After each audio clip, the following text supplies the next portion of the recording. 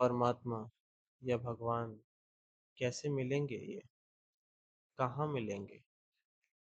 पुण्य का ढोंग करके, पूजा या दान करने का दिखावा करने से? तब तो ये एक खरीदारी जैसे कॉन्सेप्ट हो गया है, जिसमें तुम्हारा एक स्वार्थ छिपा है। तो इसमें परमात्मा को पाने का वो प्रसाद ही कहाँ है? अगर किसी कारणवश ही परमात्मा मिल जाता,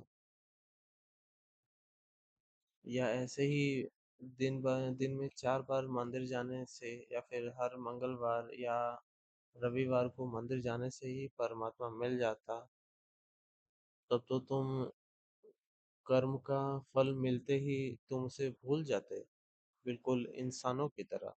या फिर अपने मन मुताबिक जो परिणाम मिलते ही तुम उसे याद ही कहाँ रखते। उसके बाद तो परमात्मा के होने का तुम्हारे दिल से ख्याल ही निकल जाता।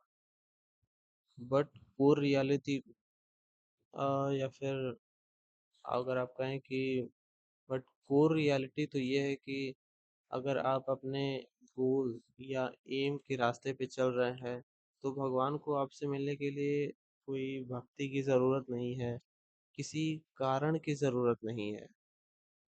और मेरा यकीन मानिए, भगवान कभी भी किसी एक डेस्परेट इंसान को नहीं मिलते हैं। या फिर आप कहें कि जो भी बंदा इतना डेस्परेट होता है कि भगवान मेरी बात या प्रार्थना सुन लेंगे, या फिर मेरी जो मटेरियलिस्टिक वो होते हैं ना, माया, वो सब पूरी हो जाएगी, तो ऐसा कभी नहीं होता है। भगवान हमेशा किसी न किसी को किसी भी अकारण वर्ष ही मिल जाते हैं।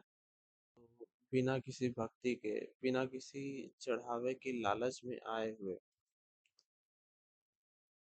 तो इससे बढ़िया है कि दिखावे की भक्ति को छोड़कर अपने अंदर बसे हुए भगवान की भक्ति किया जाए, तो ज्यादा बढ़िया होगा। और अगर आप ये बात समझ गए ना, तो आपको ये रियलाइज करने में बिल्कुल भी देर नहीं लगेगी कि आपको कभी भी पूजा करने की, भक्ति करने की, या किसी भी तरह की टोना टोटका करने की कभी भी जरूरत थी ही नहीं अपने लाइफ में। किसी भी अपनी लाइफ की प्रॉब्लम सॉल्व करने के लिए, या फिर अपनी गरीबी मिटाने के लिए, या फिर आप कह सकते हैं कि अपनी फिजिकल या मेंटल हेल्थ को सुधार करने के लिए कभी भी ज़रूरत थी ही नहीं। बस आपको ज़रूरत थी कि एक गोल की, अपने जीवन में एक एम सेट करने की, और उस गोल को अचीव करने का मोटिवेशन की।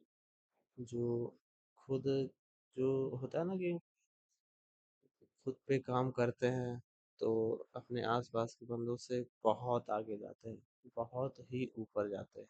और अगर ऊपर नहीं भी जाते हैं या फिर सक्सेसफुल नहीं भी हो पाते हैं, तो कम से कम अपने आसपास जो आदमी रहते हैं या फिर लोग रहते हैं, उनसे सबसे अलग वही दिखाई पड़ते हैं, जो अपने गोल्स की तरफ आगे बढ़ते हैं धीरे धीरे, एक एक कदम लेके। तो इतना ही कहना था, इसलिए धन्यवाद।